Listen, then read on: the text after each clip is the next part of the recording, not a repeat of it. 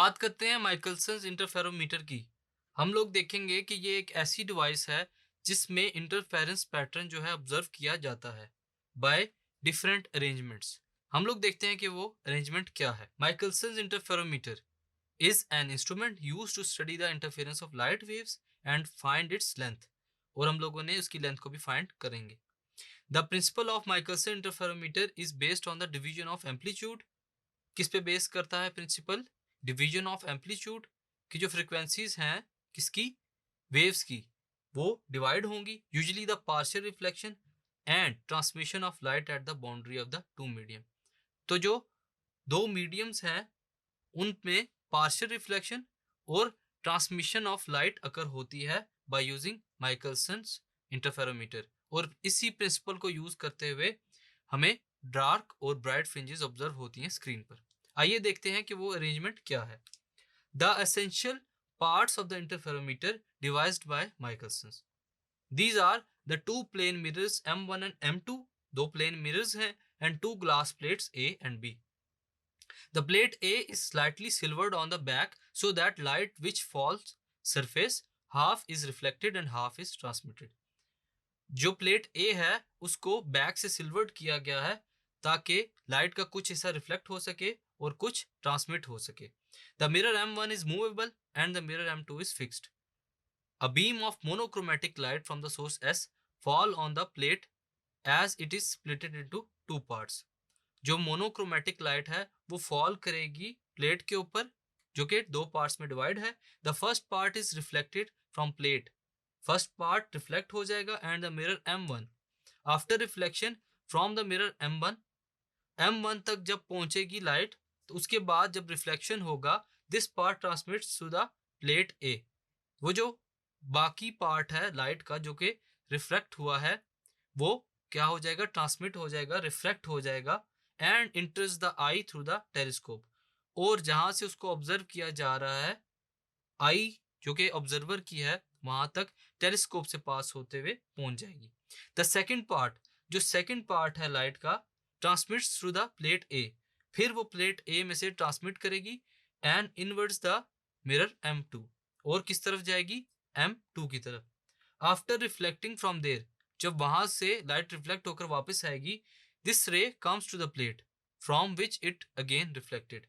दोबारा प्लेट की तरफ आएगी जहां से वो रिफ्लेक्ट होगी एंड इंटर्स द आई। और रिफ्लेक्शन के बाद वो फिर टेलीस्कोप से गुजरते हुए आई तक पहुंच जाएगी। The plate B is introduce to the path of beam 2।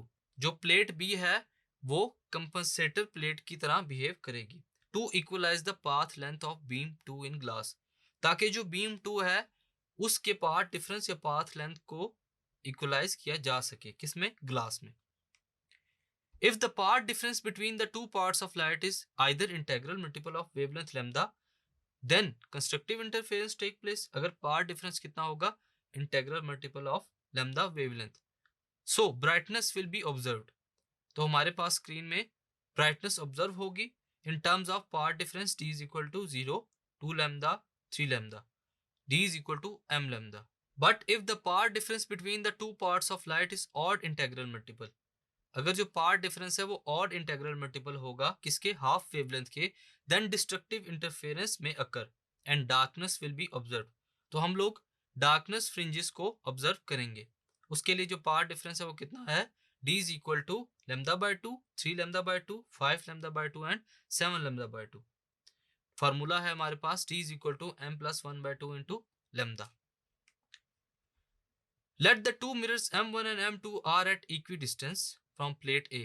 Plate A से जो मिरर्स हैं वो इक्वल डिस्टेंस पर हैं। So the two beams travel optically similar path.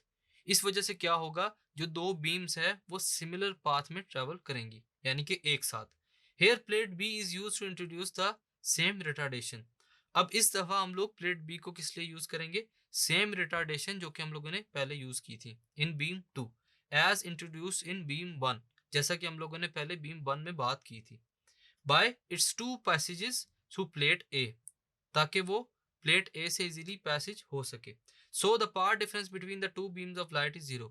इस दफा जो पार्ट डिफरेंस होगा कितना होगा? 0।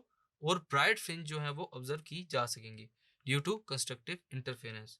सो इस दफ़ा हम लोगों ने देखा कि इजीली कंस्ट्रक्टिव इंटरफेरेंस जो कि ब्राइट फ्रिंजेस को शो कराएंगी स्क्रीन पर, वो हम लोगों ने प्रूव की। अब हम लोग देखते हैं वेवलेंथ ऑफ लाइट, कि जैसे ही माइकलसन इंटरफेरोमीटर में से बीम ऑफ लाइट पास करेगी तो उसकी वेवलेंथ क्या होगी। To find the wavelength lambda of light used, जो कि लाइट यूज की जा रही है monochromatic, let m number of fringes are observed. हम लोग देखते हैं कि m नंबर ऑफ फ्रिंजेस जो कि कोई भी वैल्यू हो सकती है, when the mirror m1 is move backward, कि जब मिरर m1 को बैकवर्ड मूव किया जाए थ्रू डिस्टेंस लैम्डा बाय 4, कितना डिस्टेंस होगा, लैम्डा बाय 4 ईच टाइम। हम लोग जब जब मिरर को बैकवर्ड मूव करेंगे तो उसका डिस्टेंस कितना होगा, lambda by 4। Then the total distance, तो जो टोटल डिस्टेंस होगा हमारे पास स्टूडेंट्स वो क्या होगा, p। p से हम लोग उस डिस्टेंस को डिनोट करते हैं m। हम लोग जिस वेवलेंथ पे उसको रोटेट कर रहे हैं वो कितनी है, lambda by 4 plus lambda by 4। So p will be equal to m lambda by 2 after solution. अगर हम लोग यहाँ से वेवलेंथ लैम्डा की वैल्यू को निकालें तो लैम्डा किसके इक्वल होगा, 2p over m। Knowing the value of m and p we can find the wavelength. हम लोग अगर m और p की वैल्यू को जानते हैं स्टूडेंट्स, तो हम लोग इजीली वेवलेंथ ऑफ लाइट यानी कि लैम्डा को फाइंड कर सकते हैं। सो स्टूडेंट्स, ये है हमारे पास माइकलसन इंटरफेरोमीटर, जो कि इंस्ट्रूमेंट है क्या फाइंड करने के लिए, डार्क और ब्राइट फ्रिंजेस की वेवलेंथ को फाइंड करने के लिए। Thank you.